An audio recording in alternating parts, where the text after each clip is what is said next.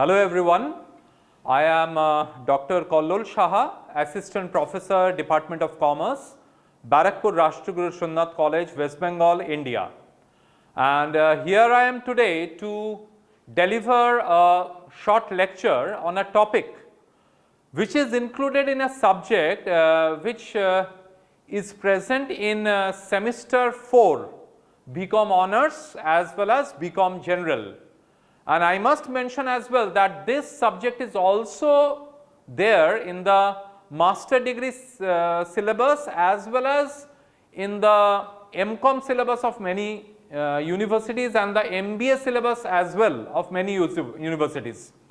But specifically today's class will be at an elementary level, which will be able to cater the needs and cater the basic knowledge requirements of those students who are in semester 4 BCom Honours and BCom General.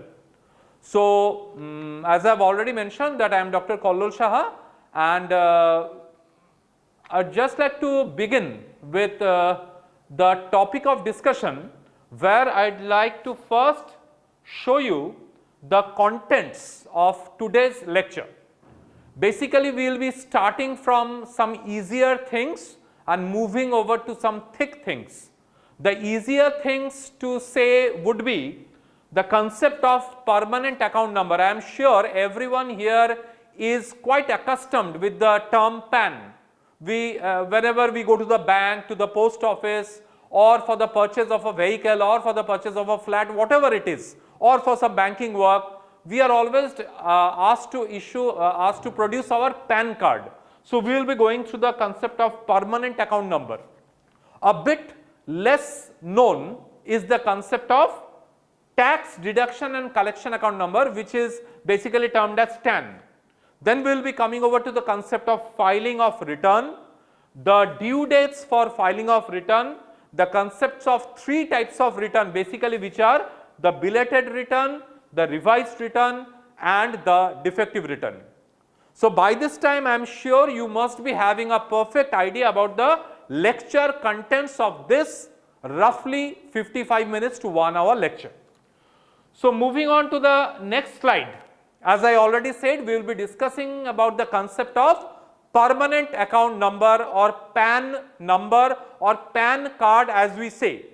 A most common thing, and this is most required by different authorities, whether you go for admission, whether you go for a banking work, whether you go for a post office work, whether you go for the purchase of a property, whether you go for the purchase of a vehicle, whether you check into a hotel, in every place you are asked for some government IDs, and in most cases the commonest type of government ID that you produce is the PAN card.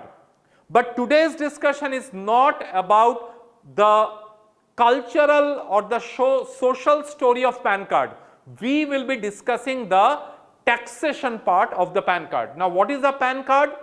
As the slide shows, the PAN card which has the permanent account number is a number allotted to the assessee. Assessee, who is the assessee? Any person who is liable to pay tax is an assessee. So, a permanent account number is a number allotted to the assessee on application in form number 49A. I request you to mark this.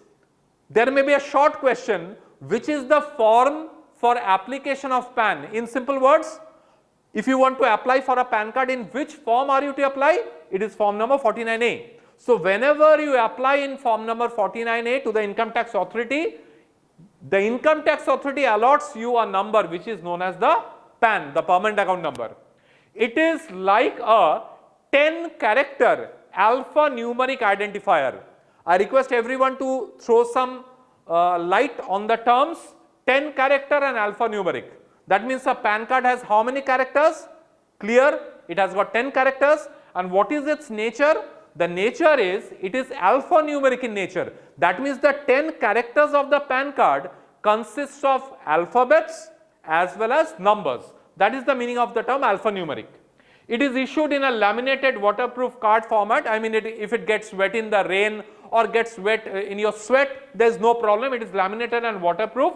It is a link between the assessee and the income tax authority. So, Just you are the students. So as a student, you must be having a student ID.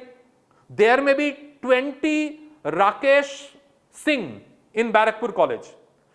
20 Rakesh Singh names may be same, but the student ID will be different. That means your student ID is your identifier. In the same way, whenever you are doing any kind of transaction, any correspondence with the income tax authority, then the permanent account number is actually what? It is an identifier to you. It is your number with the help of which the income tax authority can identify you. Okay, so as I was telling, a typical permanent account number would look like A, B, C, D, E, 1, 2, 3, 4 and F. Does it mean that everyone will be having this PAN number? No. I just wanted to know the pattern.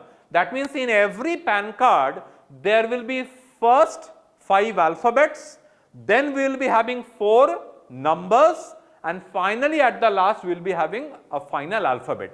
So every PAN number will be of 10 alphanumeric digits or numbers with 5 alphabets at the start, 4 numbers in the middle, and finally 1 alphabet at the last. In the next slide, I would like to show you the actual content of how a PAN card is, or how a PAN number is actually allotted. An actual PAN could be like this. This is just an example. I am sorry if it matches with someone. I have just taken an arbitrary one. An actual PAN card number would be like this: AWCPJ 2598L. See, at first there are how many alphabets? 5. Then we have got how many numbers? 4. And finally we have another final alphabet. First 3 characters, that is, in our case we have what? A, W and C. This first 3 characters could be any number, could be any alphabet, which will range from the series AAA to ZZZ. That means there will be permutation and combination of AAA to ZZZ in the first 3 numbers, 3 alphabets of your PAN card. The 4th character P, just see here, the 4th character of PAN card of this person happens to be P. Now this actually is an identifier. How? The 4th character, that is P, in the above PAN represents the status of the PAN card holder. That means whoever is a PAN card holder or whoever is a taxpayer can be an individual like me. It can be a firm or a partnership firm. It can be a company. It can be a Hindu undivided family. It can be an association of person. It can be a trust. So in the basically the 4th alphabet of your PAN card, the income tax authority actually allots you the nature of the assessee that you are. See, I am an individual. So as I am an individual, the 4th alphabet of my PAN number will definitely be what? It will be P. If a firm, a partnership firm applies for a PAN card, then the 4th alphabet of the partnership firm's PAN number will be definitely F. If say Tata Motors is a company, if Tata Motors applies for a PAN card, then the 4th alphabet of the PAN card will stand for company, that will be C. So in this way we can just say that the first 3 alphabets are arbitrary, the 4th alphabet will be the surname, the 4th alphabet will be the nature of the assessee, and finally we come to the 5th alphabet, which is another check. The 5th alphabet will generally be similar to the starting alphabet of the surname of the person. See, my surname is Saha. My full name is Kallol Saha. So my surname is Saha. So if my surname is Saha, the 5th alphabet of my PAN card will stand for S. If someone is Rakesh Chaudhary, so his surname is Chaudhary, so the 5th alphabet in his PAN card number will be similar to that of his surname, that will be C. If someone is Prakash Jha, then the 5th alphabet will be starting with Jha, that is, it will be J. So what we basically come to know is there are 5 alphabets in the PAN card.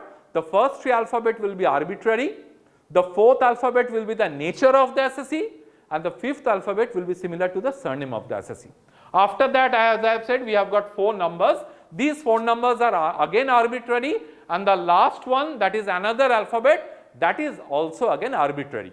So this is how actually a PAN card is allotted to you. I am sure I generally play this magic with my students. I do not tell these things to my students in the beginning. Then I just ask one of my students that whether you are having a PAN card. So he says, yes sir. So I just ask him, what is your name? Suppose he or she says, my name is say Jayanti Singh.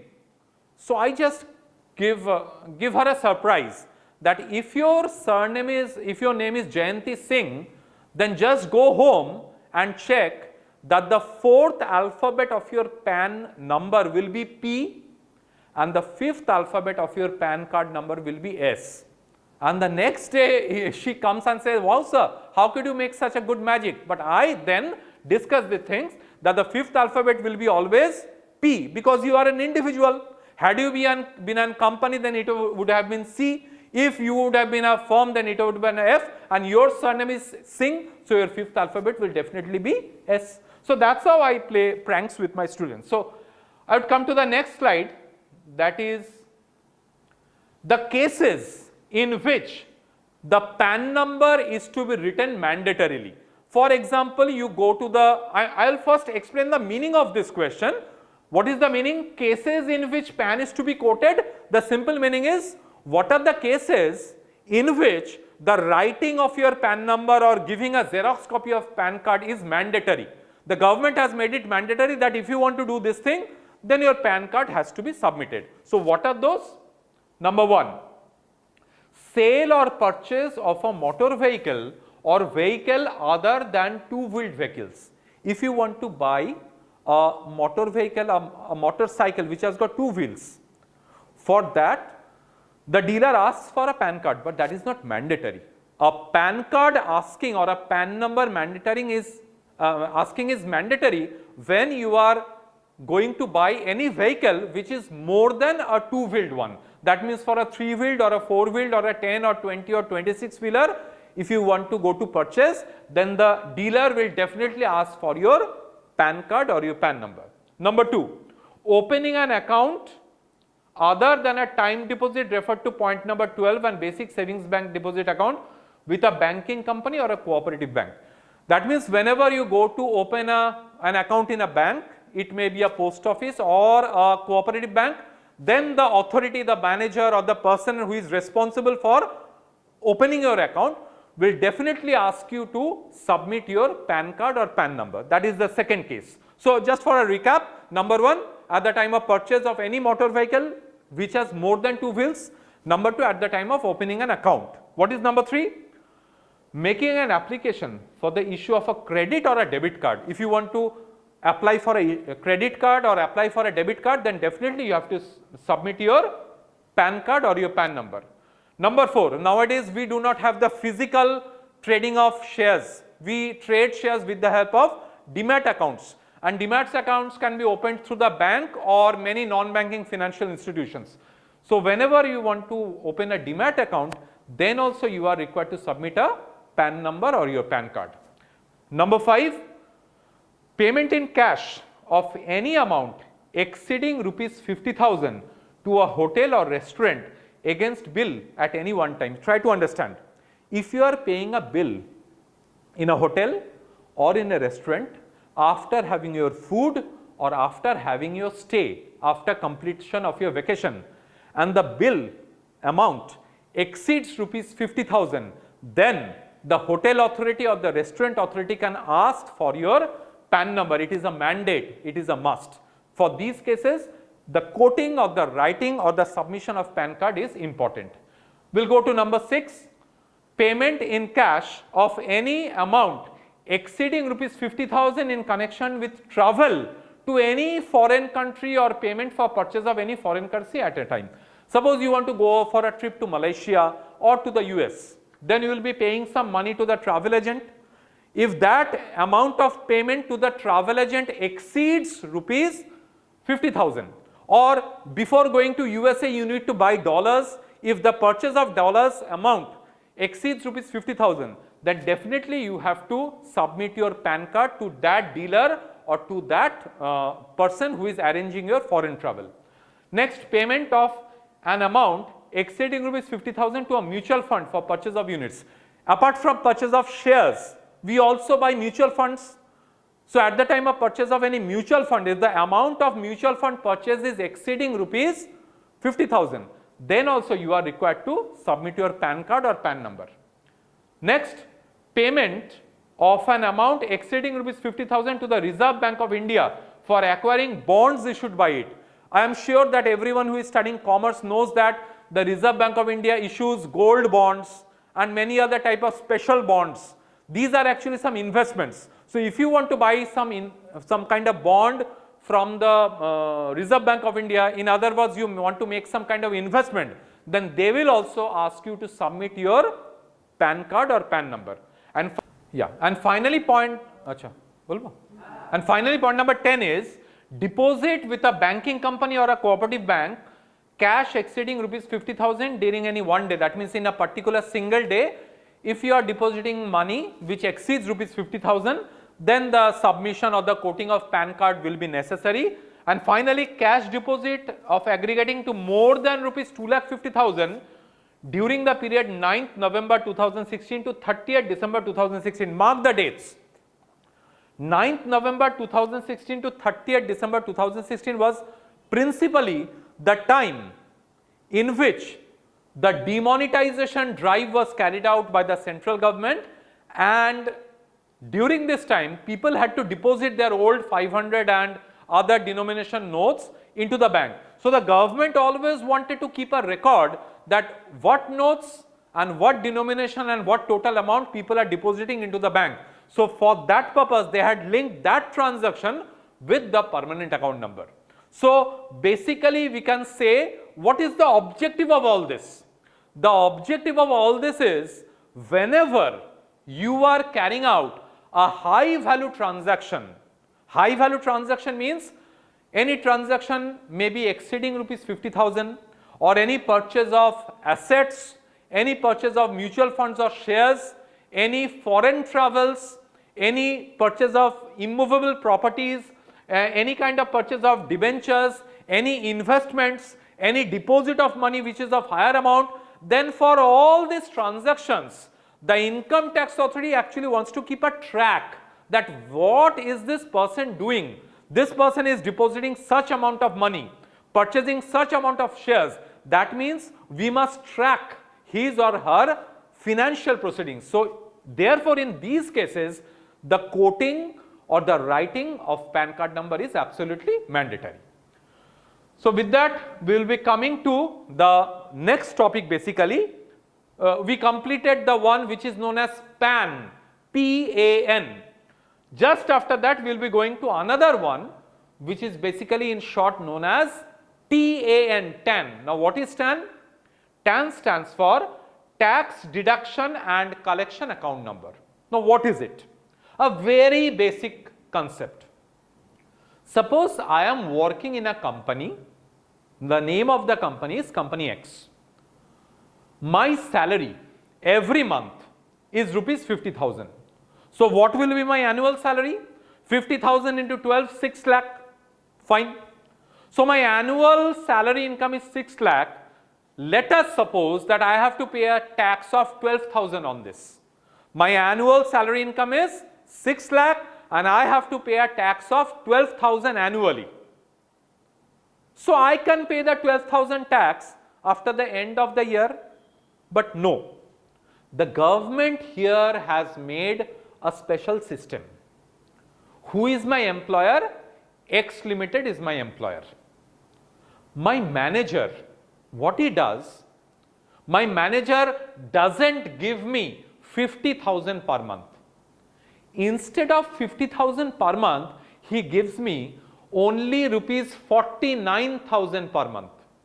So in the first month, how much does he deduct from my money? Rupees 1,000. In the second month, how much does he deduct? Another 1,000. Like this in 12 months, how much has he totally deducted? He has deducted rupees 12,000. Remember, the amount which I had to pay as my tax. Now, at the end of the year, I have received 49,000 into 12 and another rupees 12,000 which is my income, but my tax payable is kept with whom? With my employer. My employer goes to the income tax office or pays this tax of mine online. That means the government has actually made a rule that if I receive rupees 50,000, then I may or may not pay tax at the end of the year.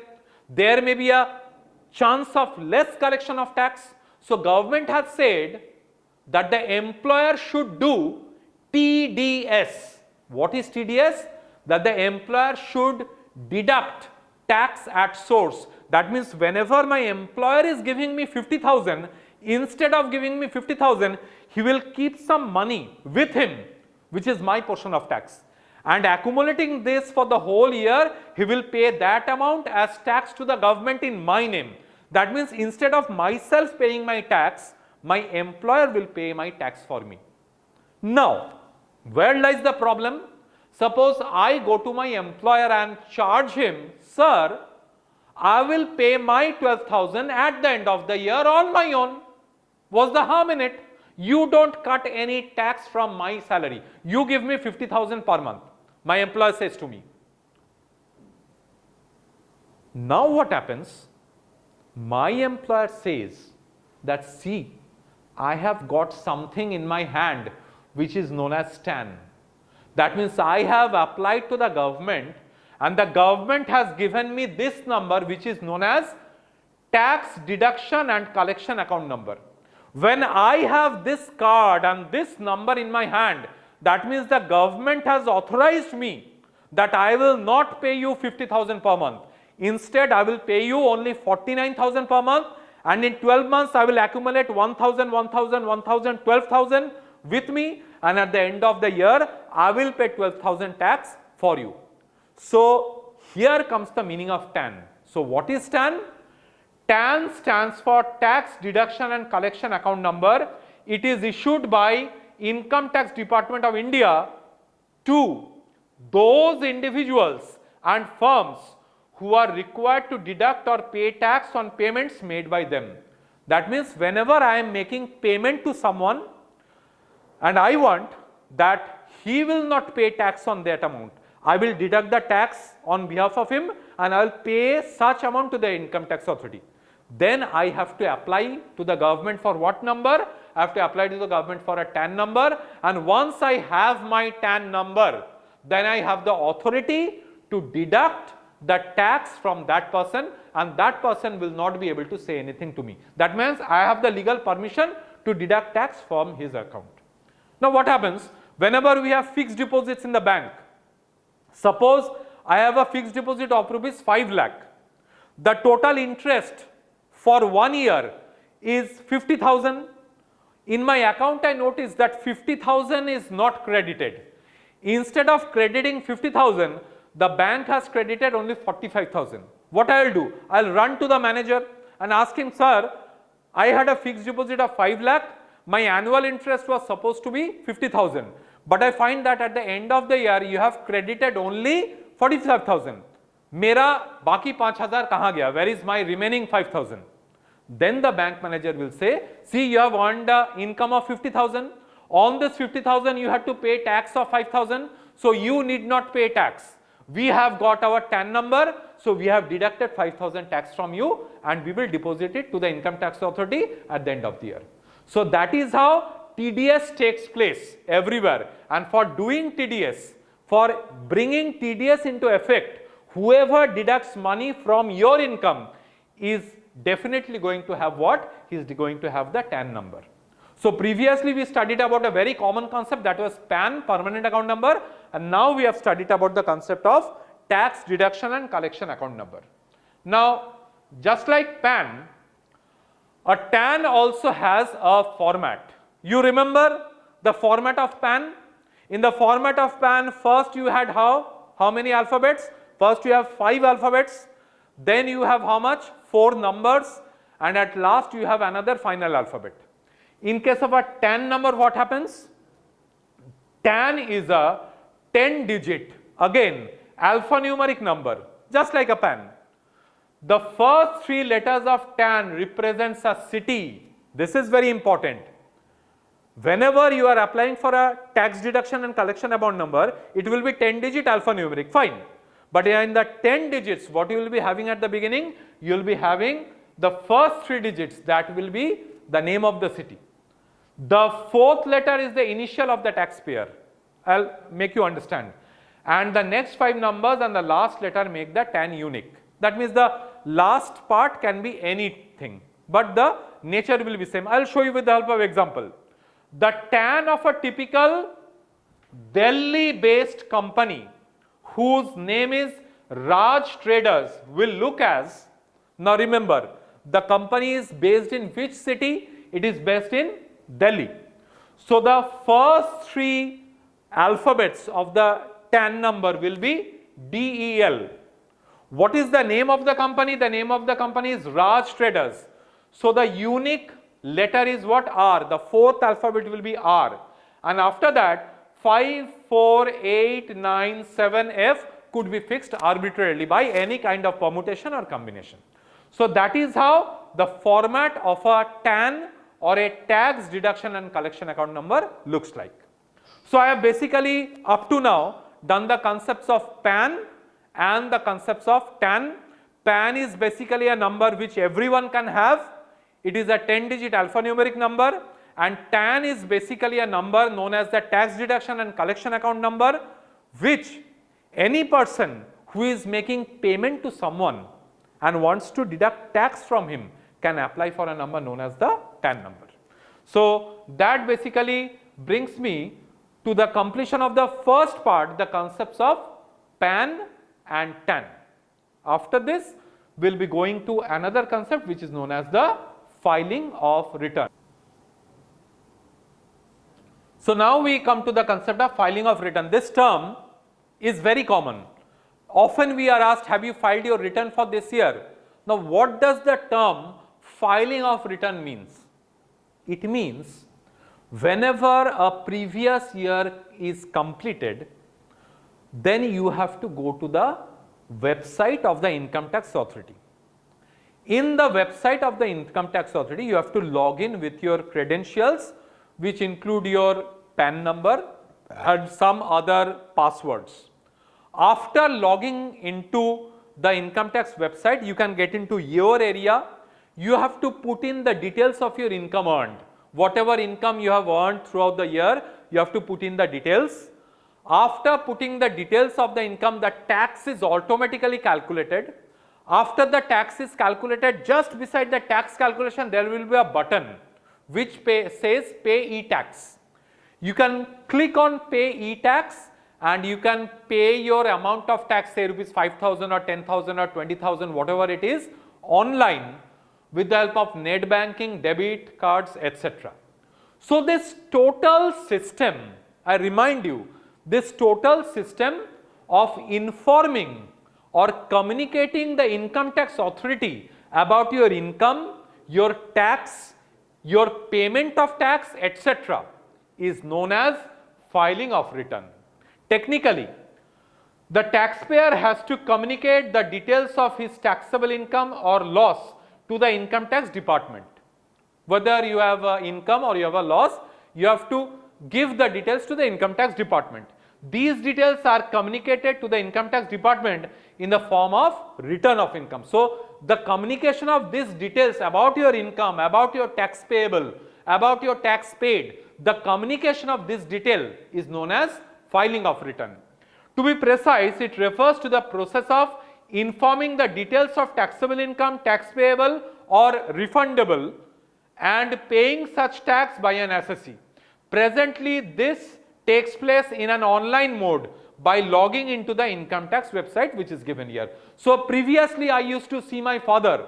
He has to go to Aikar Bhavan in Esplanade, or he used to go to Bamboo Villa in AJC Bose Road. He had to collect the forms for payment of tax. He had to come home and fill up the forms. Then he had to go to United Bank of India to pay the tax. Then he had to come back home, put the challan number of tax paid in the form. Then he had to submit that form again to Aikar Bhavan or to Bamboo Villa. But now it has been made simple by clicking into the website of Income Tax Authority. you can just get into your area by your PAN number and other credentials. You can put in your income details. The tax will be automatically calculated. The tax can be paid online, and the submission or filing of return is basically completed. So this activity of informing the income tax authority and payment of tax by an assessee is known as filing of return.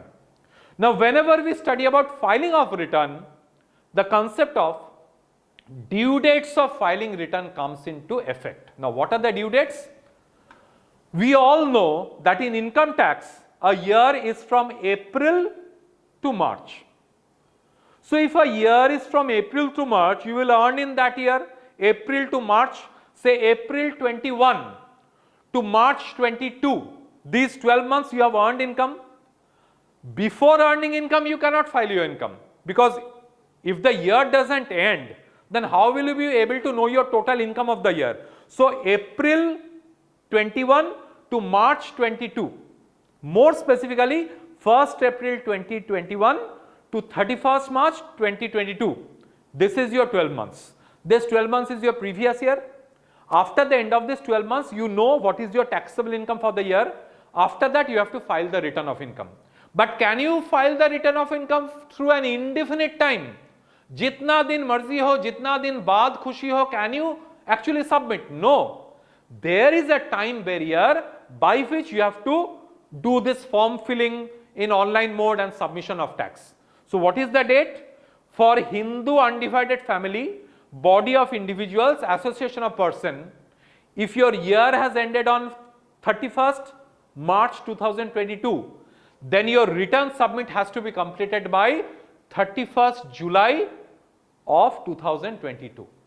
That means after March you have got April, May, June and July. That means within 4 months of the completion of previous year, you have to submit the return of income. That means that online work and payment of tax has to be completed by 31st of July. If you are Hindu undivided individual, body of individual, association of person, individual like me else. Number 2, for company, for partnership firm whose accounts need to be audited. So, audit takes some more time.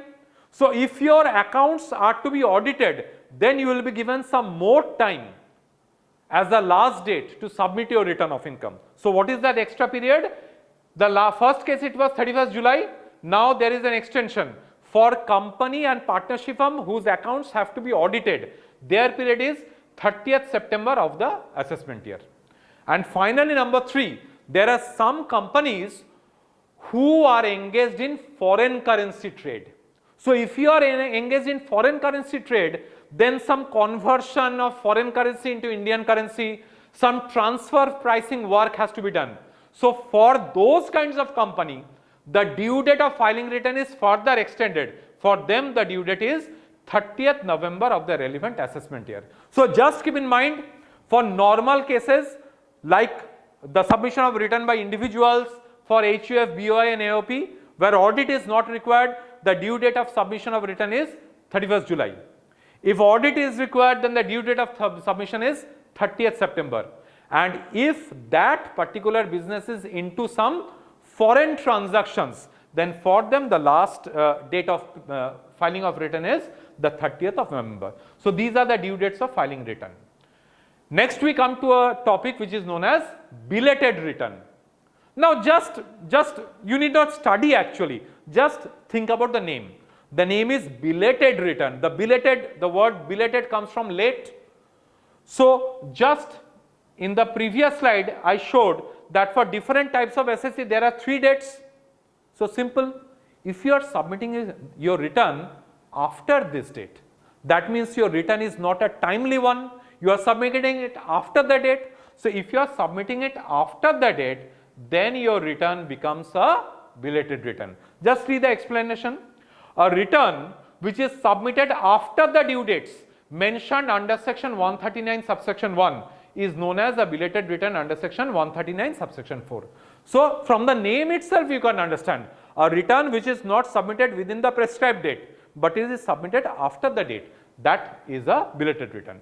The time limit I am sure you can study and come to know. After belated return, we have a concept known as revised return. Now, what is a revision? Revision in general terms is you have done something. After doing that particular thing, you yourself find that there has been a mistake and you rectify the mistake. That is the revision. In case of a return, say on 31st July night, that was the last day for filing your return, you made some hurry and submitted your return. After submission of return, you are going through the printout. After 5 days you found that in one place you had to write 15,000, but instead of that you had written 50,000. I repeat, after the submission of return in a hurry, you just were going through the printout of the submitted return and you suddenly discover that in one particular place you were supposed to write 15,000, 15,000, but instead of 15,000 you wrote 50,000, 50,000. Now you discover the fault. Then you can again log into income tax website, you can go to your return and you can rectify your mistake. Whenever your old mistake is rectified and it is submitted, the return becomes what? It becomes a revised return under section 139(5). So that is the concept of a revised return. So we have already discussed the concepts of belated return and the concept of revised return. Finally, I come to the concept of what is known as a defective return. Now, what is a defective return? Many people actually confuse between revised and defective. Revised means I have submitted a return, I myself have found that there is a mistake and I myself rectify it, then it is revised. And defective means you, that is the assessee, had submitted the return. After submission of return, there is something wrong, but the assessee did not notice it. It is noticed by the income tax authority. मतलब तुम्हारा गलती तुमने नहीं देखा है. It has been identified by the income tax authority. When your return is having a mistake and that mistake is identified by the income tax authority at the time of scrutiny, that type of return is known as a defective return under section 139(9). Now what's it? A tax return is termed defective if it has not been filed with all the necessary information or documents as required under the law. If your return is found defective, then the IT department will send you a defective return notice under section 139 subsection 9 of Income Tax Act. You will get 15 days. This may come as a short question. You will get 15 days of time from the date of receiving the notice to rectify the defect in your return. That means once the income tax authority sees that your return there is something wrong, they will give you how many days? 15 days. However, this 15 days can also be extended if the income tax authority actually requires.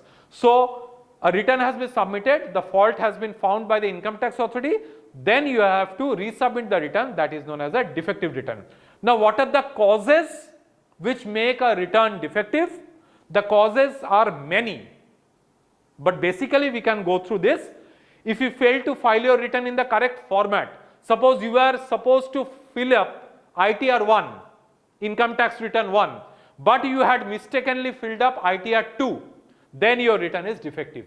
You have had attached the statement showing computation of tax liability. How the tax liability has come, you have not attached.